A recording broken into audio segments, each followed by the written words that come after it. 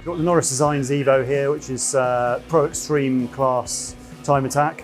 Been competing for 15 years now, but the car keeps moving onwards and upwards each season. We're about 1200 horsepower in full trim, but we up the boost as we go through the days. So we have practice in the morning, warm up, and then we've got qualifying and the final where we run more and more power, run newer tyres to try and get the ultimate lap time possible. This is a very modified vehicle. Anything goes in the Pro Extreme class that we've got for time attack. So it's 10 inches shorter, 3 inches lower. It's 2-door, all Evos are normally 4-door. It's got a longitudinally mounted engine rather than a transverse engine for drivetrain reliability.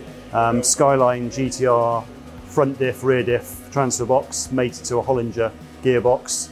The big thing about this car is it's twin charged as well. So it's got a supercharger for all the low end from 2000 to 5000, which then switches off and some bypass valves open and the turbocharger takes over up to 9300.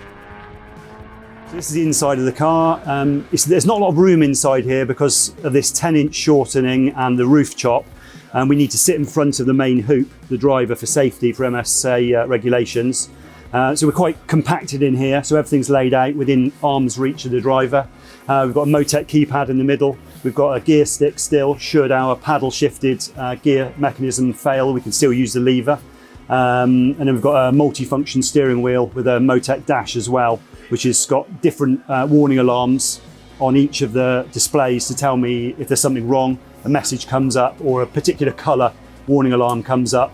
We've got the paddle shifts up and down on the steering wheel here, and then a number of trim switches for boost, ABS, traction control, push to pass button, so a boost button, big gear display so I don't forget which gear I'm in. It's actually on this panel and on the dashboard as well. And then we can turn the supercharger on and off, so the car's twin charged, but it can be turbo only with the press of a button to not engage the supercharger clutch and open the bypasses, and then you can turn it on when you want to go for it as well. So a very special one-off build, this car.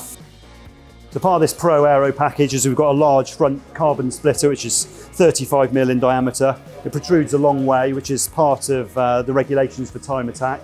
You're allowed to do that, whereas many of the other series you're not allowed to have that much protrusion outside the bodywork. We've also got these canards, or dive plates as some people call them. The rear section of the wheel here is exposed to allow the high pressure air bubble off the back of the wheel, which flows into a flat floor with some interesting shapes underneath it into the rear diffuser to get clean air out the back.